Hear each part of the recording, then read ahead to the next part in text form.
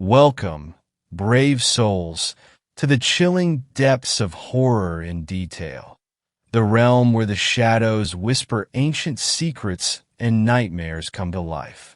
I am your guide through the darkness, and on this channel, we delve into the spine-chilling world of Wendigo horror stories that will send shivers down your spine. First story, Wendigo Encounter. After hearing stories and looking stuff up online, I'm fairly sure it was a Wendigo.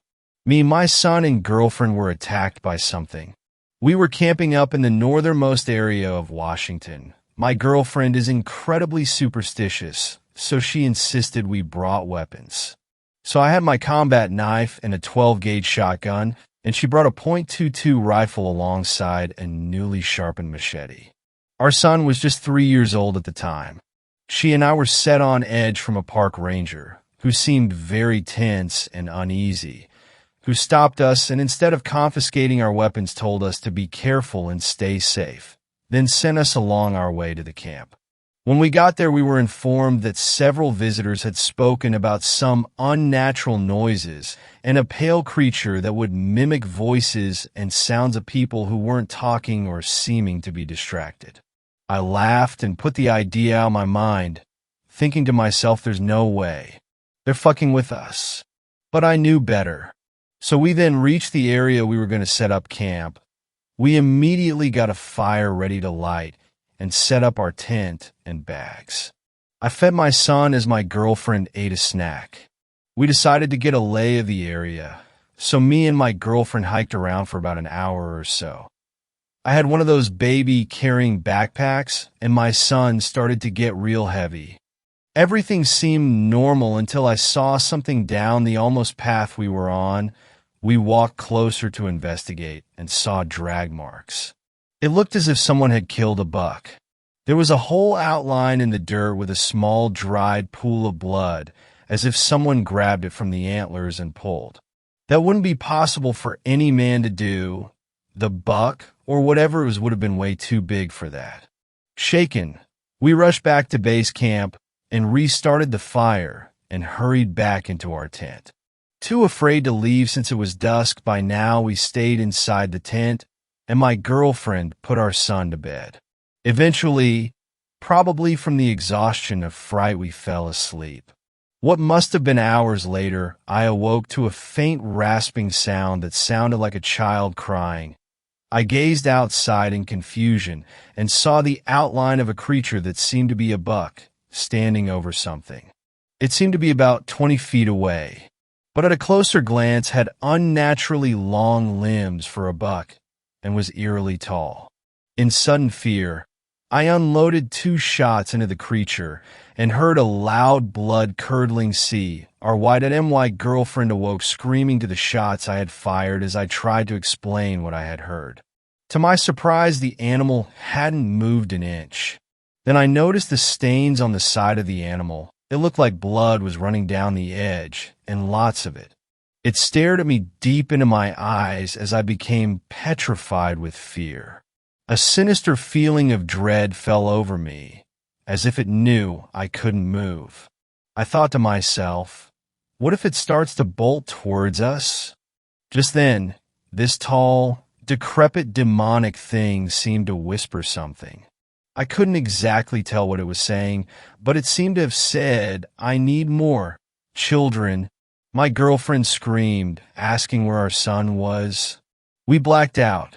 In the morning, we awoke to park rangers at our campsite. We didn't see our son anywhere. We told the rangers that he was missing, and they started a search party.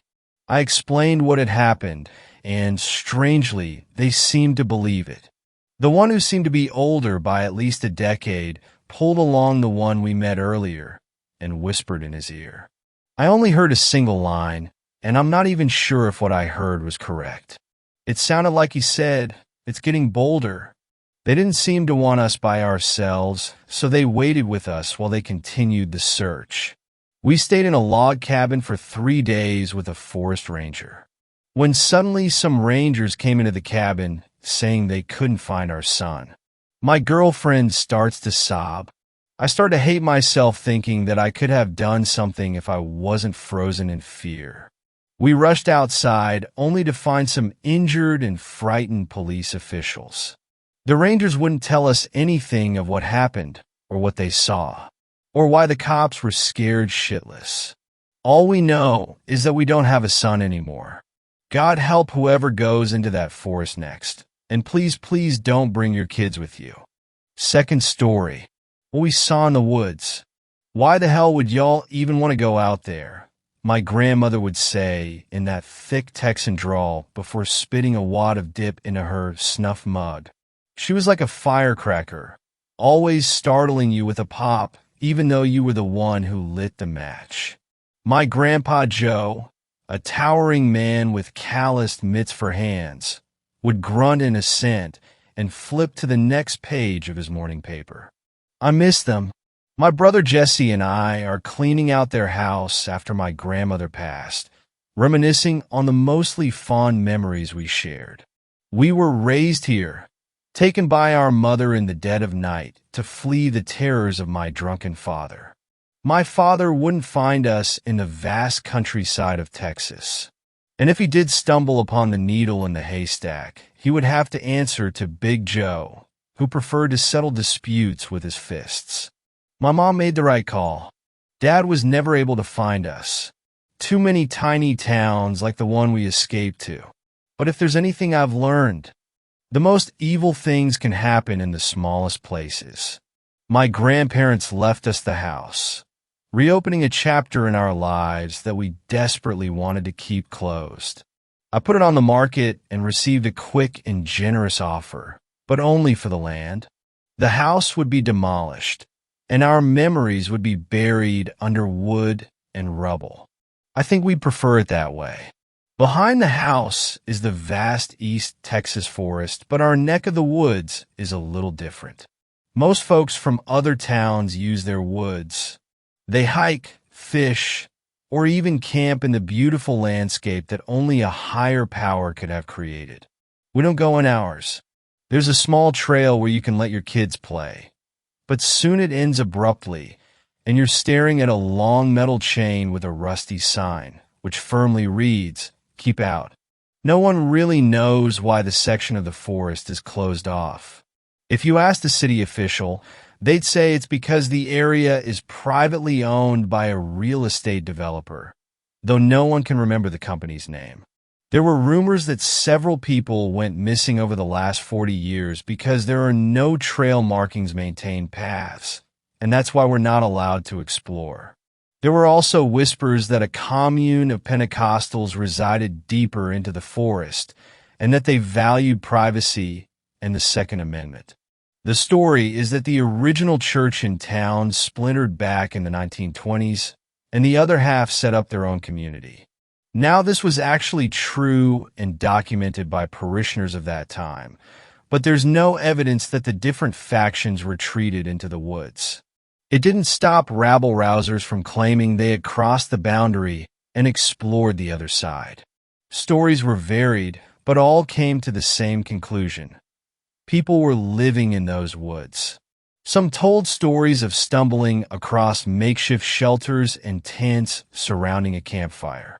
Others regaled tales of seeing shadowy figures dart behind trees in fear of seeing an outsider. Jesse and I were naturally curious and rambunctious, as most twin brothers could be. We scaled every inch of the trail, but reluctantly heeded our grandmother's warning of never venturing beyond the boundary. We were fascinated about what could be out there and discussed our theories before bed. Our friends were also outdoorsy, and our fascination with the uncharted territory soon became an obsession. "Well, why don't we just fucking do it?" our friend Mikey said while we shared a cigarette in the park. We looked at him quizzically. "We're about to start high school. Let's see what the damn fuss is about." Not seeing a reason not to, we devised a plan to trek the rest of our woods. It was me, Jesse, Mikey Bird, Wyatt Rhodes, and his older cousin Dewey, who had just received his Eagle Scout award. Dewey was odd, but we felt a trained outdoorsman was the best person to lead the expedition. We decided to leave around 7:30 p.m., as my grandparents would be asleep, and my mom was still out of town for work. We get at least 1 hour of daylight before sunset to explore the forbidden green space. I remember feeling nervous as I laced my old hiking boots and carefully applied bug spray. We could hear Big Joe snoring in the other room, and Jesse and I snuck out the kitchen door and galloped toward Mikey's house. We were the last to arrive.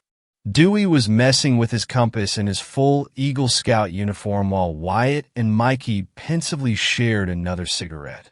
We set off, gliding through the mile-long trail that led to the other side. The sun had shifted to a blood-orange hue, and we were surprised to see dark clouds loom overhead. "Huh," Dewey said, shifting his thick round glasses. "The weatherman didn't say there would be rain today." "Of course you watched the weather," Wyatt said, rolling his eyes while Mikey and I muffled our snickers. "Do we turn back?" Jesse asked before I reminded him that this might be our only chance. "Mom will be back in town next weekend. I ain't afraid of no rain," Mikey declared. The rest of us agreed and soldiered on to the rusty sign, stepping over it with ease. Jesse crossed last, and like clockwork, rain began to putter down from the sky. It was a light summer rain, hot to the touch and more pungent. None of us were particularly concerned until we heard a rumbling that sounded like thunder. I could tell D-Way was nervous, moving away from the tall southern oaks whose branches looked like arms trying to grab you. The sun was now entirely invisible, and we would not see it again until tomorrow. A feeling of unease loomed over us. It was hard to describe the other side.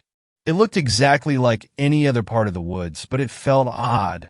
The trail leading up was teeming with the sounds of nature, from birds or other woodland creatures. But this part of the forest was silent, minus the rain. I kept looking over my shoulder as I swore I could see shadows darting in and out of my peripheral vision. "Holy shit," Dewey stopped us. "Look." In the distance was what looked like a church spire, though it was decayed with large chunks of wood missing. It was enormous and stared back at us over the tree line. "Looks like there was a church after all," Jesse said. "We should probably go," Dewey responded with his voice quivering. "They said those folks have guns?" "Oh yeah? Well, check this out," Mikey said while pulling out a gleaming silver pistol from his backpack. "Nabbed this from my dad's closet. I'll show them this if they try and fuck with us." We all immediately began arguing and cursing at Mikey for doing something so reckless. Wyatt started to turn back, but something made him stop in his tracks. We looked in his direction and saw something at the top of a hill. It was a man, or at least it looked like a man. I couldn't really make out his face, though it appeared to sag and stare at us in a slack-jawed gaze. Mikey, the idiot he was, flashed his gun at the strange figure. The man seemed to glance at the weapon and sauntered back behind the hill, out of sight. Mikey smirked, "Take that, you bitch." But to our horror, the man reappeared and charged toward us, tumbling down the hill while moaning from his open mouth. As he got closer, I saw that he was missing an eye. Mikey fired the pistol, but the shot was so loud that he dropped it in shock. The man barreled into us and knocked down Mikey while grunting and screaming from his mouth, wailing his arms on Mikey's body like a prehistoric primate. Dewey picked up his walking stick and smacked the man in the face before we darted deeper into the forest. My ears were still ringing when we collapsed in exhaustion in an unknown clearing. The tall spire was closer, and torrential rain slammed down on us. "You're an idiot, Mikey," Wyatt sputtered, digging his knuckles into the soaked earth. We all stood up to brush ourselves off, eager to return home. But there was one issue. Dewey was missing. We started to panic, screaming for Dewey's name into what seemed like the void. Dewey had everything we needed to get out of there in his backpack. Now we were alone, shivering and unable to see far ahead of us. After finding our way for a bit, we heard whistling. I didn't know the tune back then, but now I know it was in the Hall of the Mountain King. The whistling echoed loudly through the forest, and we noticed it was coming directly from the spire. We followed the melody until we reached the bushes to the spire's entrance. The spire was not connected to any building, and it looked like it had been moved by a crane and onto the ground. A makeshift doorway was cut at the bottom. We could hear muttering and banging from inside the tower. Lightning lit up the room behind the entrance. There was a silhouette of a large man in the entryway.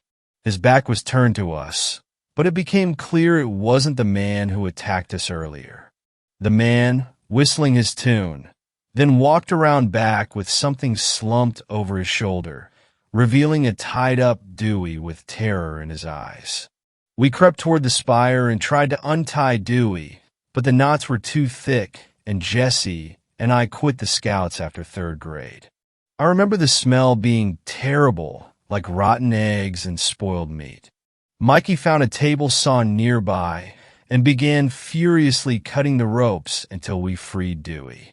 "We have to go now," he screamed, and we tumbled out of the spire, only to be greeted by the massive man from earlier. He was wearing a full rain suit, and an old welder's mask was on the top of his head. I remember him chuckling and then whistling like my grandpa did when it was time for supper.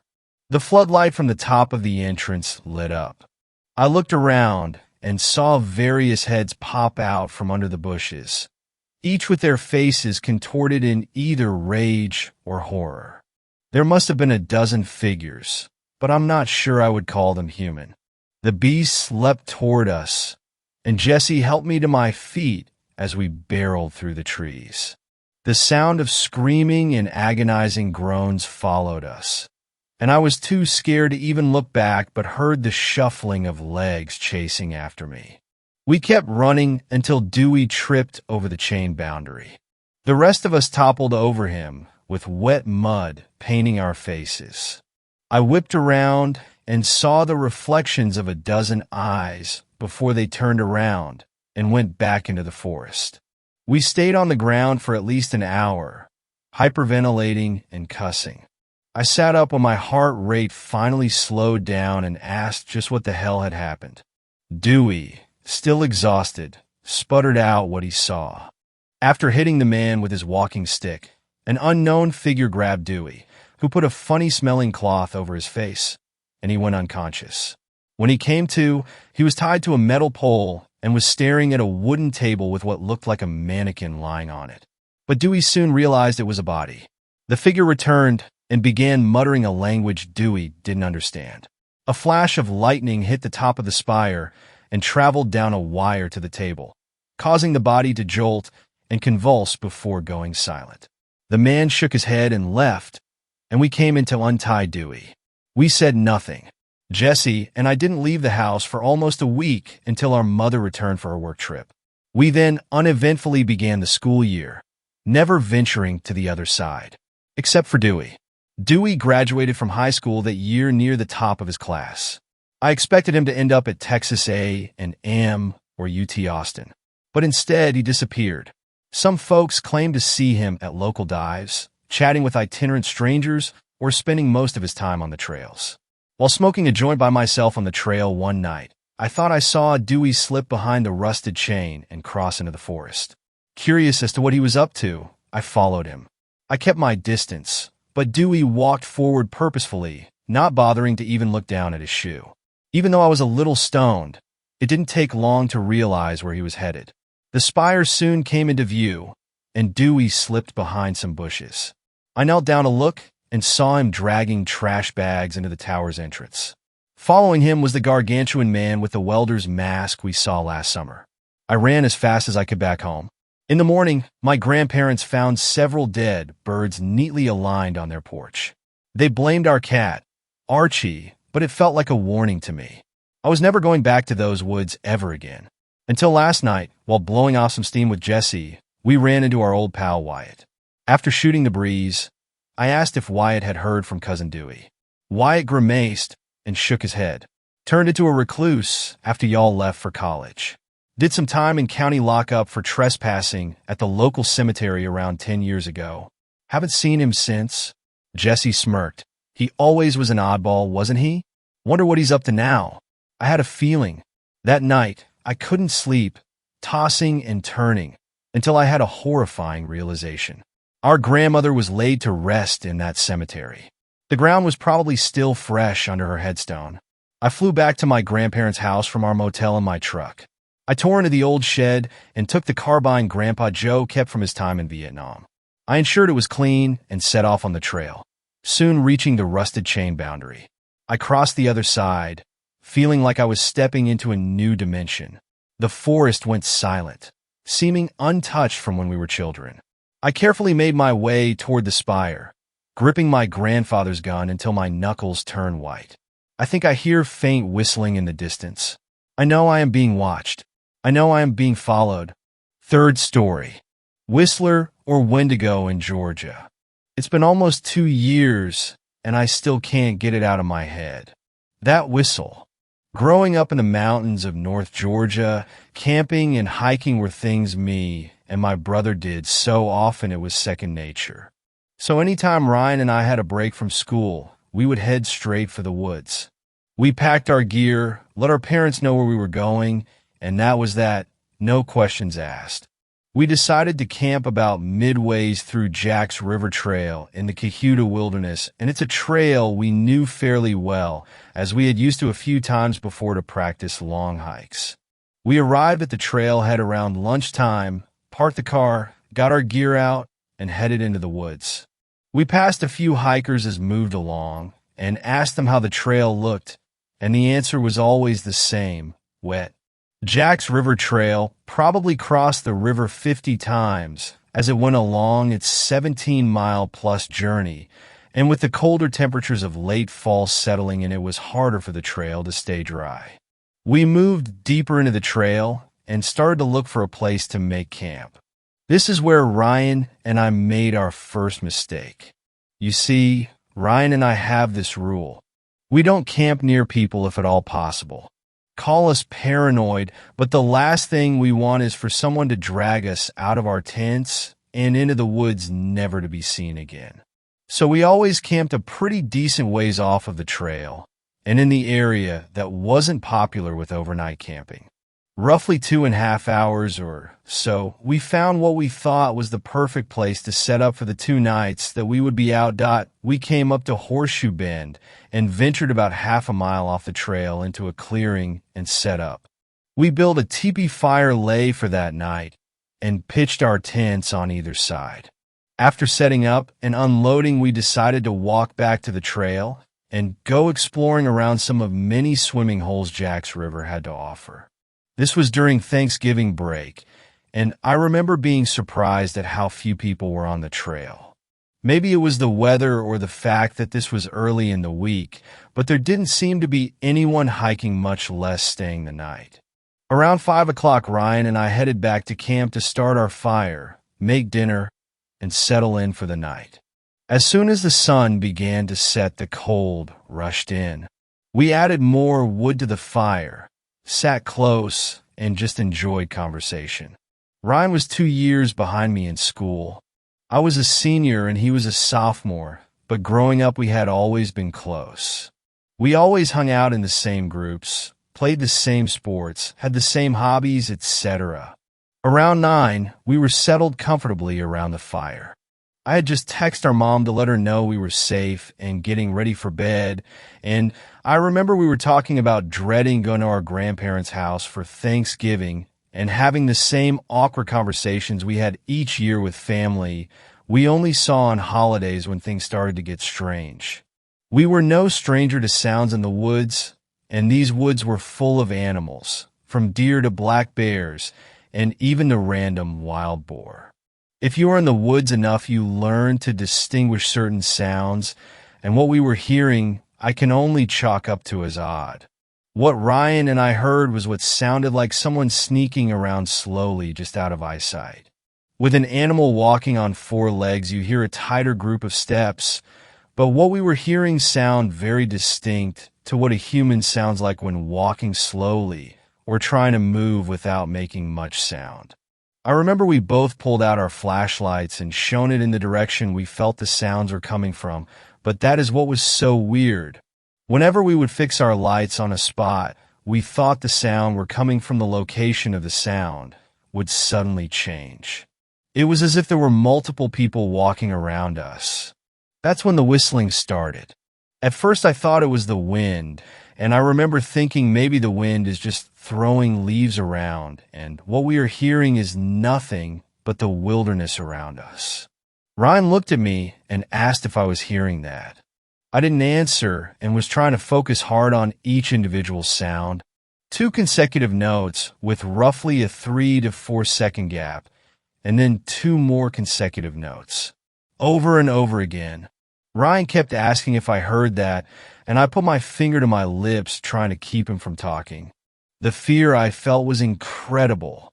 My jaw was tight, my fist clenched, knowing I wasn't ready for whatever was out there if it was anything at all.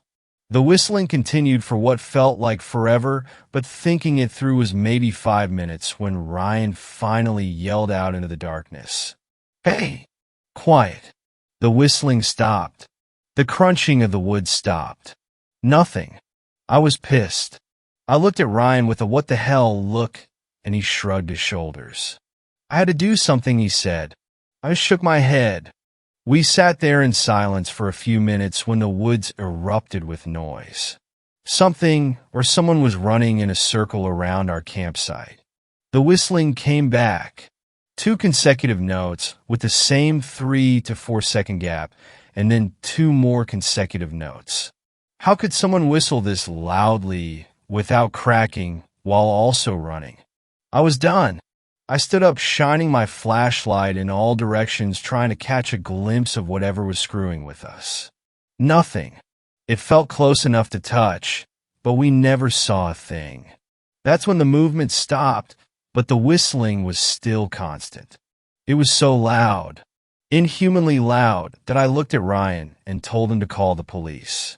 Now this is the part one will never forget. The part one never liked to talk about. While Ryan was on the phone with the dispatcher and telling them our location and what was going on, I stepped around the fire towards my tent. Inside my bag, I had a 6-inch fixed blade that I always carried and thought I would feel a bit more comfortable with it in my hand more than just my flashlight. That is, I want to unzip my tent, trying to keep my eyes toward the woods. I heard some movement directly in front of me. I swept my light up in front of me, and for maybe 2 seconds I saw it. Whatever this person or thing was, it was about 5 feet up in a tree.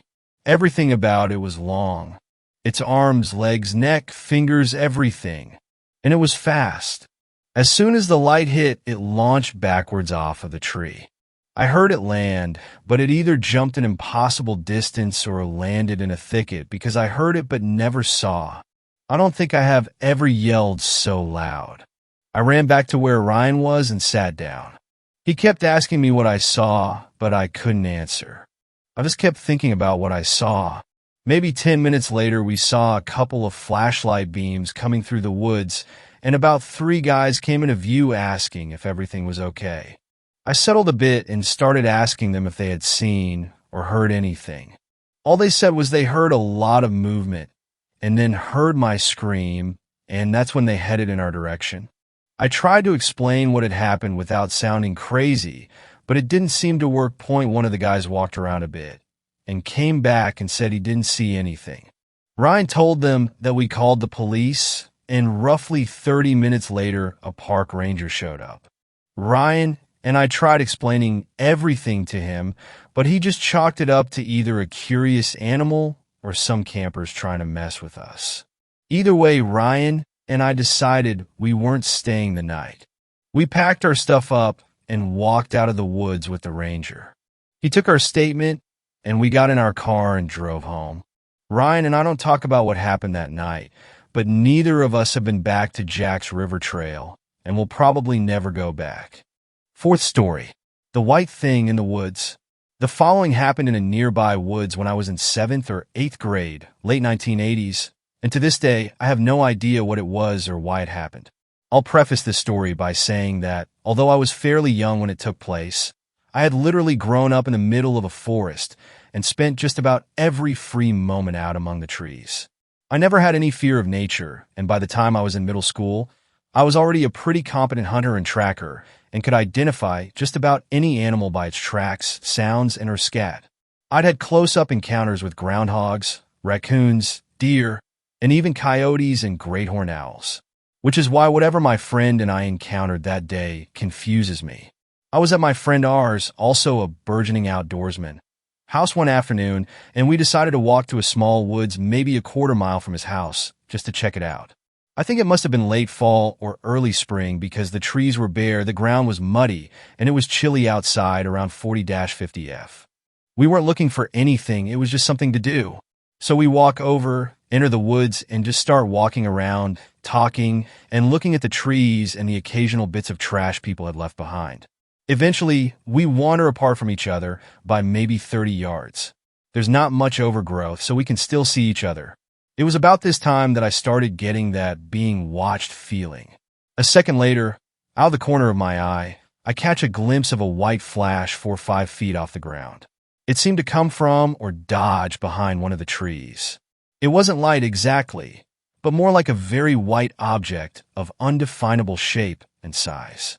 I looked around for a minute but never did see anything else and figured it was just my eyes playing tricks on me. So I went back to exploring. But then it happened again, and still I couldn't see anything when I looked around more directly. After a few seconds, the flash, or white object, seemed to appear and disappear among the trees in different directions. One time it would be off to my left, and then a few seconds later, it would be to my right or just behind me. I was a little freaked out, but mostly just really curious as to what was happening. This went on for maybe 3 or 4 minutes.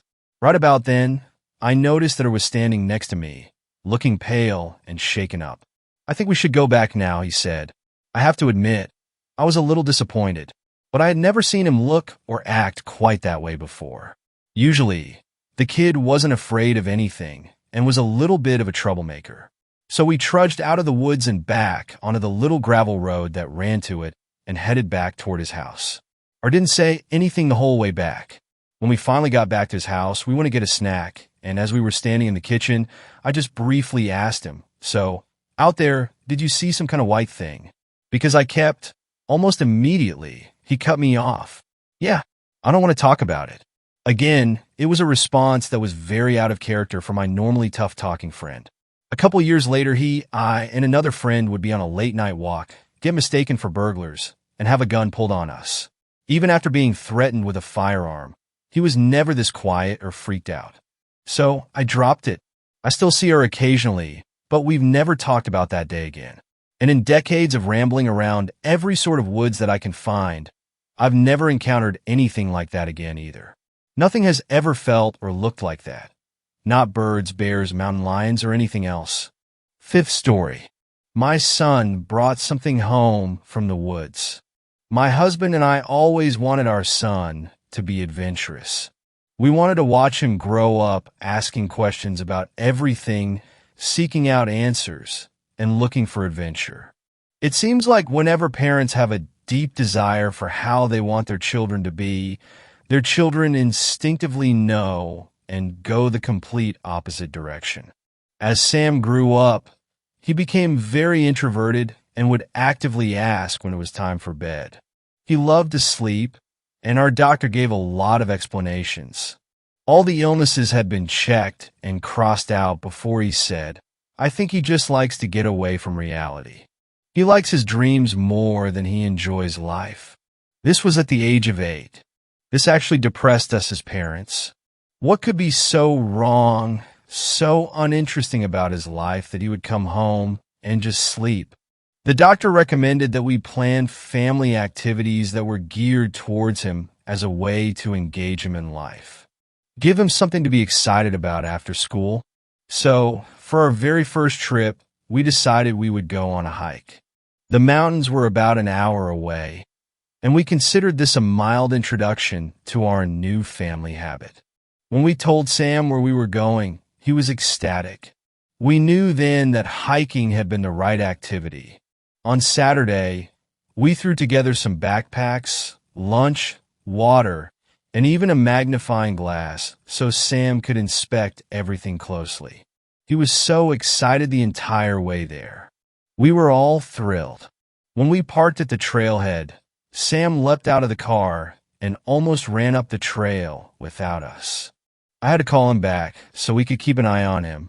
The hike was short, maybe half a mile, but Sam tried to run it like a marathon. We kept calling for him to come back and check out this bird, or this butterfly, or the log that looked like a grandpa's face. He would come and look to humor us, but then run ahead. Eventually, we gave up trying to point things out and let him just run through the woods. We were pleased that he had taken so well to the trip. For once, Charlie and I felt like we knew what we were doing as parents. Anyone who's a parent knows how that feels. We got to the end of the trail and ate our lunch. We were at a ledge along the mountain that was more like a hill. The sun was high overhead, and we could see over the trees for miles. Sam quickly downed his lunch, and we let him run off into the trees. Not too far, I warned him. He obeyed, and we could always see him. From the rock where we sat, I watched Sam while Charlie went to the bathroom. I watched Sam pick up sticks, swing them at bushes and tree trunks until the stick broke, then pick up another one. He picked one up that was too short to be swung, but he smiled wide at it and ran around with it in front of him, using both hands. Finally, he ran over to me and said, "Mom, feel this stick. It feels so cool." "Oh yeah." I grinned, taking the stick from him. It was in the shape of a Y, and when I grabbed one of the sides of the Y, it was perfectly smooth. It looked like someone had taken a knife and whittled a bigger branch down into this smooth, slingshot-shaped stick. The two sides of the Y were curved, almost like bicycle handlebars. "That's very smooth," I said to encourage him. He looked at me funny, then ran back into the woods to keep playing. We packed up lunch, stuffed everything back in the backpacks, and announced that we were ready to hike back. Sam came back without a fuss, and we began walking down the trail. Instead of running ahead, Sam lagged behind, still clutching the Y stick. He held it in front of him with both hands as before and was swinging it around slowly, as if it were a magnifying glass and he were searching for something. "Come on, Sam," Charlie encouraged gently when he stood in one place for too long. We both had to stop because he had fallen so far behind. He was pointing his stick into the trees, arms outstretched. He kept looking from the stick to the trees, as if trying to line something up. We both waited patiently for a few seconds, but the heat was getting to us, and we were ready for an air-conditioned car. "Sam, honey, let's go," I called. "Okay." He called back but didn't move. Charlie sighed and walked back to him. He put his hands on both of Sam's shoulders and guided him down the trail. The whole time, Sam kept both hands firmly on the stick and tried his best to point it back towards the trees where he'd been looking. He didn't point it towards where he had been standing, I noticed later, but at a spot past the trail and into the trees. Always at one position. Charlie finally got him to where I was, and we kept walking. Sam eventually stopped pointing his stick and instead kept it down in front of him, both hands still being used to hold either side of the Y. We drove home, pleased that Sam was taking home a souvenir. Our day trip had worked. He was getting involved with life. We were one step closer to our adventurous son. Over the next couple of days, lots of things started happening. They all seemed disjointed and not connected in the moment. Later, memory would connect them for me. Sam went back to his sleeping routine. He would come home from school, go into his room, and play for a bit by himself while dinner was being made. I got him to work on homework, then served dinner when Charlie got home. After that, he went straight to bed by his own choice. This wasn't abnormal for him, so I wasn't any more concerned than usual. A few nights after we got home, I noticed that Sam's bedroom light was on even though he'd gone to bed hours ago. His door was closed, so I went to go and turn off his light for him. I figured he might have left it on when he fell asleep or something. The second I opened the door, Sam leapt off the floor and jumped into bed, like he knew he was in trouble. It was only 7 in the evening. I wasn't about to yell at him for not going to bed when he said he was. His rapid jump into bed had me worried, though. "Sam? What's up?" "Nothing," he said in that kiddish tone that screams I didn't do anything. I looked around the room and saw what I always saw. His toys were out and lined up in some game he must have been playing. Nothing was out of place or irregular. "You jumped up as soon as I came in. Anything wrong?" "No." "Okay," I said slowly, unsure of what else to say. He looked at me with untold terror in his eyes. "Are you sure nothing is wrong?" I pressed. "I can hang out with you for a bit if you want." He stared right through me, his eyes wide. It took him a few seconds to reply. "No, Mother, I'm going to bed now." "See, can you turn out the light?" I blinked. He's never called me mother in his life. I should have pushed myself in and sat on his bed and talked until he admitted what was wrong. But I didn't. Charlie called my name, and it distracted me. I wished him a good night, turned off the light, and shut the door. Talking later on with Charlie about it, Charlie thought that maybe he had somehow discovered masturbation, even at his young age. "When you rub around on the floor the right way, it just happens," Charlie told me. Apparently, that was how he had discovered it. So, I chalked the situation up to that. Sam also kept carrying that "why stick around" everywhere. He always kept it within reach. During dinner, he kept it on the table. When I told him that sticks don't belong on the dining room table, he kept it on his chair next to him. He took it to bed and kept it next to his head. He even took it to school. I tried fighting him on it once, but he claimed he was taking it to show and tell. I was about to insist that he leave it home, but he looked like he might cry if I came down for him. So, I let him on the condition that if his teacher mentioned it to me that I'd make him leave it home. He agreed. One day, Charlie was taking out the garbage and the bag caught on the door jamb. The contents of the bag spilled all over the floor, and he quietly cursed and went to get another bag. That was when he found about 20 of Sam's toys in the trash. They varied from stuffed animals to action figures. Confused, Charlie asked me if I had thrown them away or was punishing Sam for something. I told him no, and was equally puzzled. Sam, for some unknown reason, had been throwing his own toys away. Together, after dinner, we sat down with Sam at the table to ask about the toys. We saw it as a cry for help. "They were selected," he said in response. "They weren't doing a good enough job, so they were fired. Their time was up." Charlie told Sam that we don't throw toys away because they cost money and we don't waste things. Sam nodded, but I saw his hands clutch the sides of the Y stick tightly under the table. He was stressing. Something was going on. We ended the conversation on a light note, and Sam understood why we were upset. He promised not to throw away any more toys, then ran off to bed. I just remember thinking how strange the sentence was. Their time was up. That was an adult's line, not something you hear from kids. Sam's school sent an email to all the parents about 2 weeks after our hiking trip.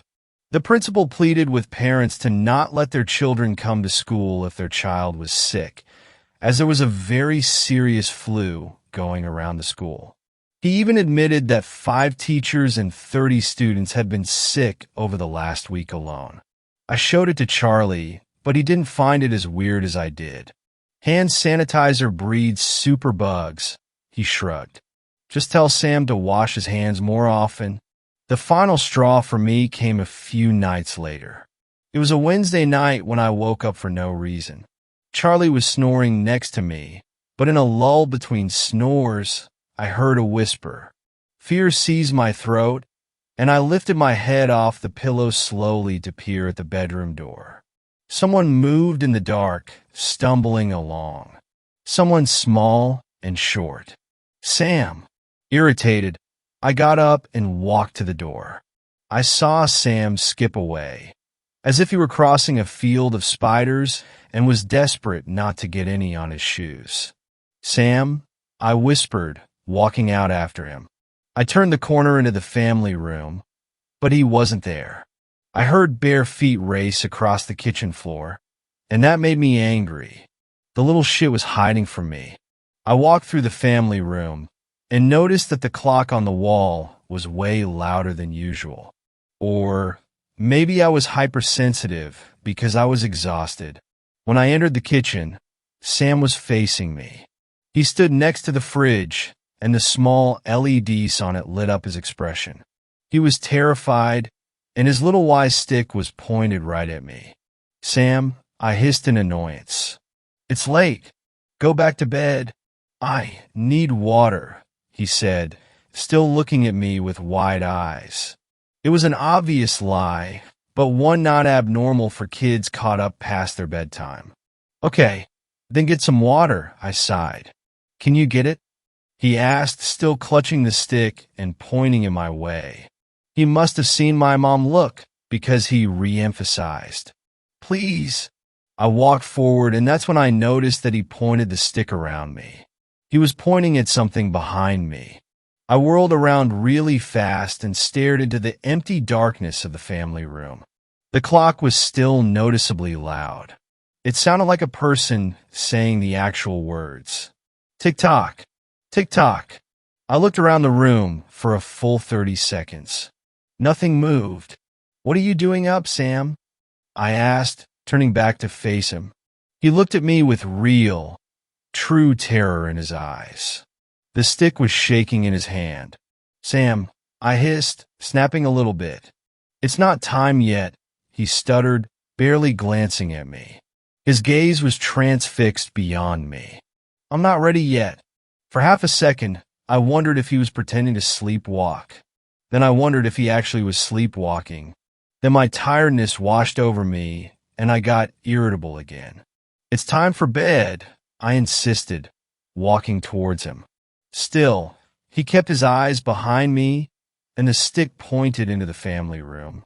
Okay, he said, defeated as I approached. He took slow, unwilling steps towards the family room. I stood behind him, watching to make sure he went to bed. I saw his head look back and forth, scanning the room as he entered. He was looking for something.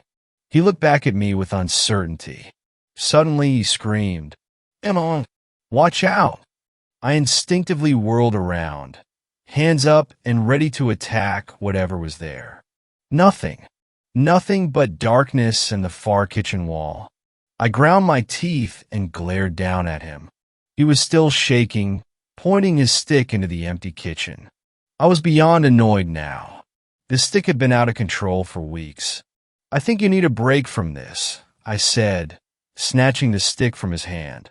No, he screeched. Sam practically leapt at me, but I jumped out of the way. This was the only way, I assured myself. This stick wasn't healthy after all. Don't, he cried and yelled, following me through the family room and into the hall. All the attention that he'd pointed into the kitchen was now directed at me. He tried to jump and grab at the stick, but I held it above my head. I felt like a teenage older sibling, teasing my younger brother. But this was necessary. I regretted waking Charlie up, but I pushed my way into my room, tossed the stick onto the floor, and turned back to get Sam out. "Give it to me, give it to me, give it to me," he demanded without taking a breath. I pushed him out and shut the bedroom door. I flipped the lock on the handle and sighed. "What's going on?" Charlie mumbled. I took the stick away. He was playing with it all night. I sighed, coming back to bed. Sam was pounding on the door. I convinced Charlie that we should ignore him, let him tire himself out, and tomorrow we would lecture him. He verbally agreed, though I could sense that he didn't agree inside. It took an hour, but Sam gave up, and we went to sleep. The next morning, my throat felt like I had swallowed sandpaper. The flu. Of course. My stomach rumbled and rousted me out of bed. I found myself starting to run to the master bathroom after my stomach turned nauseous. I puked up spaghetti from dinner the night before. Stumbling out of the bathroom, I had to move aside for Charlie, who couldn't make it to the toilet and threw up into the sink. "Not you too," I sighed sympathetically. I haven't been this sick since I was a kid, he moaned, rinsing his mouth out. I rubbed my eyes, still tired from Sam's ordeal last night, and got in the shower with the lights off, hoping it would help my light sensitivity. Charlie decided to call in sick and rest for the day. I got ready for the day, so I wouldn't lounge around in my pajamas all day, feeling even more sick. When I was completely ready, I unlocked the bedroom door and stepped out. Sam was nowhere in sight, which meant he had gone back to bed. Good. Sam, I hope you're getting ready for school, I said loudly. No reply. I went to his room and found the door shut as usual. I twisted the handle and pushed, but the door was stuck. The hell? I muttered quietly. Using my shoulder, I shoved hard against the door. I heard a clatter, then the door opened. As I entered, I saw three things right away. 1. A chair had been placed under the door handle, preventing it from opening easily. 2. The window was wide open, with the screen missing. And 3. Sam wasn't in his room. We called the police immediately after searching the house from top to bottom. If we hadn't called them, I have no idea where we would have started. Should we have driven around, looking for him? Called his friends' houses to see if they knew where he was? The police were helpful, and I spent a miserable half-day sitting by the phone, puking my guts out and worrying about Sam. The police were out driving around, searching for Sam with his picture taped to their dashboards. Charlie was dead asleep when I wandered into the bedroom, debating lying down, but I couldn't sleep while Sam was missing. The sickness would let me, of course, but the guilt of falling asleep while this was going on was too much. I saw the stick, which had landed partially under the bed when I threw it last night. All this because of a stick? Maybe the doctor was wrong. Maybe he did have something wrong with him, but it was mental, psychological. Maybe instead of a doctor, we should take him to a psychologist. In an attempt to stay awake, I decided to search the house for the 15th time. This time, I carried the stick with me. Sam, I said, loud enough to be heard while I walked through the family room, kitchen, and to the stairs. Maybe he was hiding in the storage room downstairs. Maybe behind a few boxes. Sam, I said again, I have your stick. I'm sorry I took it. Please come out. Mommy is really worried. You aren't in trouble. I descended the stairs, and halfway down I thought I heard him reply. It was faint, far away. The words were impossible to make out. Sam, I cried desperately, spinning around on the stairs to try and figure out if he was upstairs or downstairs. Out of the corner of my eye, I saw a leg dart around the corner at the bottom of the stairs towards the storage room. My hunch was correct. I sped down the stairs and turned the corner. The door was closed. I tried to twist the handle, but he had locked it. Sam, honey, open the door, please. I pleaded while reaching for the key at the top of the door frame. When he didn't unlock the door, I stuck the key in and twisted. The door popped open to reveal our pitch-black storage room. The room was in the middle of the house and had no windows. It contained our water heater and the control system for the heat and AC. The room was so large, though, that Charlie had built shelves for us to keep our seasonal decorations, our camping supplies, and extra food and water. Sam, I said more quietly, feeling uneasy. Something about the room was getting to me. How does the clock tick, Mother? Sam said from somewhere in the room. I froze. The word mother made the hair on the back of my neck stand up. Something's not right.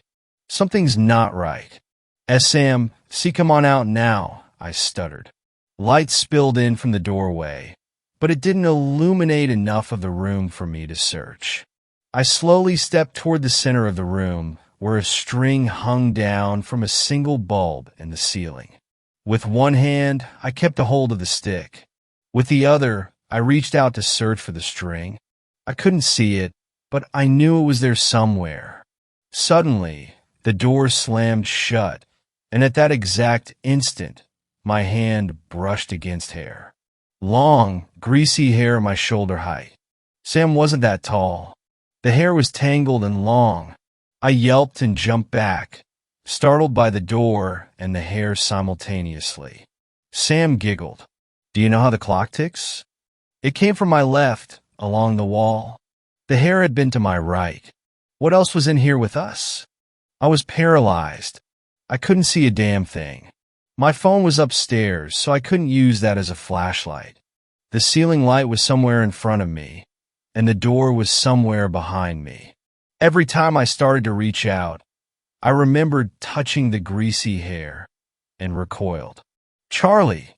I called upward, hoping he could hear me, hoping he was awake. "Tick-tock, tick-tock," Sam said again. My brain instantly remembered the sound the clock had made the night before. It was the same voice, faintly a voice, and faintly background noise at the same time. "Sam," my voice hoarsely whispered. I had to throw up again. I swallowed bile and felt one more time for the string.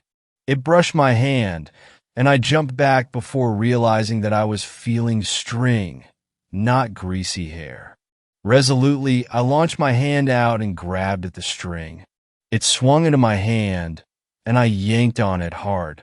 The single bulb buzzed to life, and something moved to my right. I screamed at the top of my lungs when I saw white and black. It's taken me a long time to place the shape, but now I'm certain. A deer's skull partially covered by stringy hair darted away from the light, circling behind me. In absolute terror, I squeezed my eyes shut and didn't dare open them. In the battle for fight or flight, I turned into the ostrich, burying my head and hoping it didn't see me.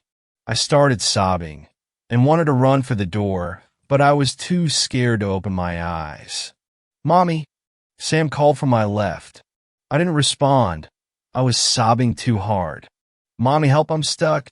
Very, very slowly, I moved one finger and looked to the side.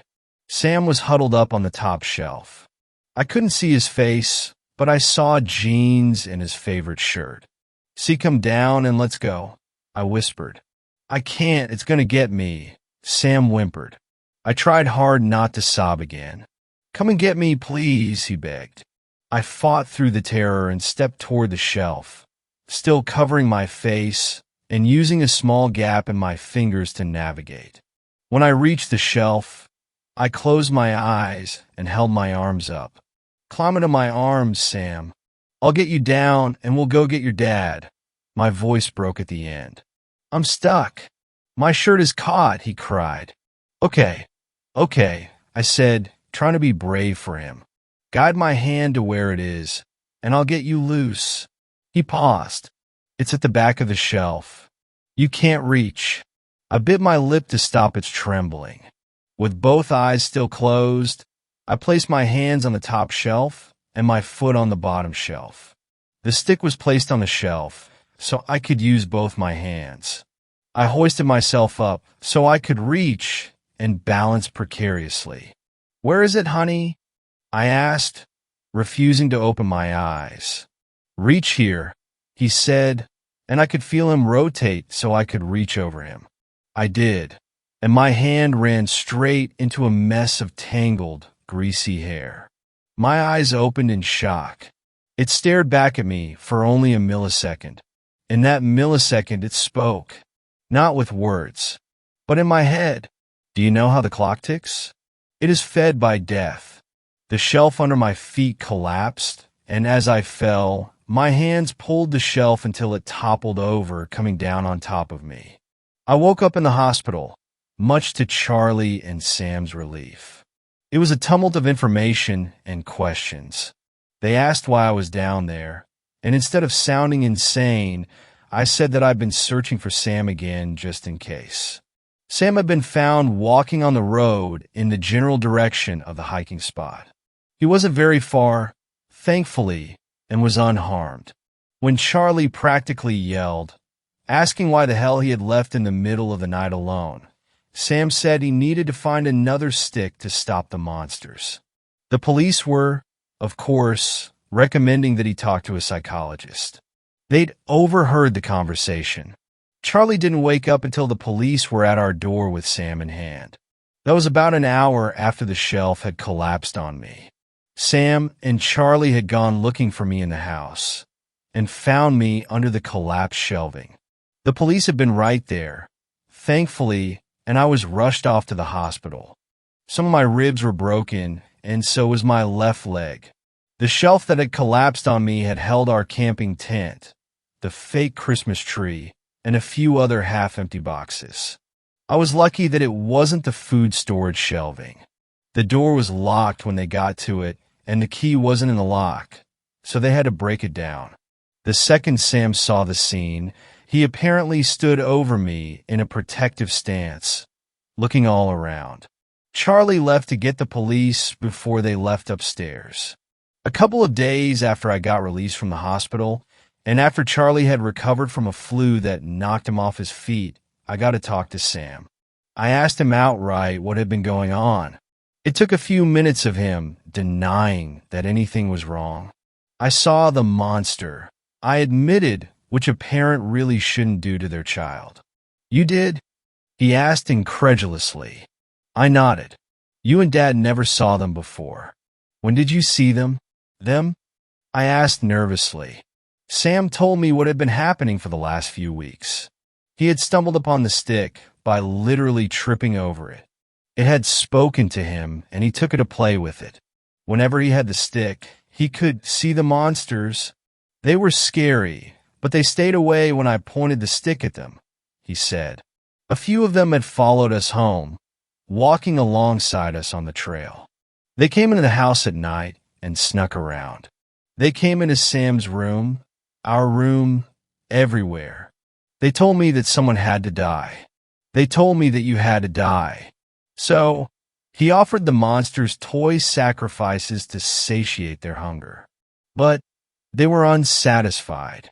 Whenever I didn't have the stick, I could feel them try to grab me. But they stayed away whenever I had the stick. They kept telling me that your time was up. Whose time? Yours, Mommy. They sat with him at night and changed TikTok at him. They tried to convince him to put the stick down. They offered him candy that the big, blurry man pulled out of thin air. At school, they followed him and said they would hurt people until he put away the stick.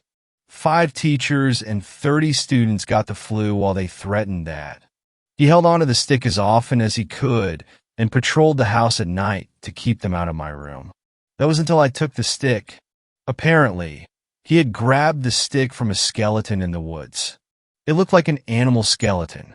He had seen another one just like it when he got the first one, so he was going to go back and get the second one so the monsters would stop smiling.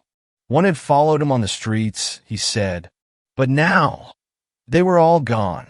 And after looking through the mess of the collapsed shelving, so was the stick.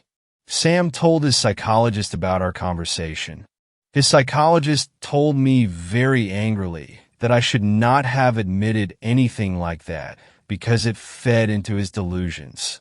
He was being looked at for possible schizophrenia. I'm thinking I should be tested too. How else do I explain everything that happened?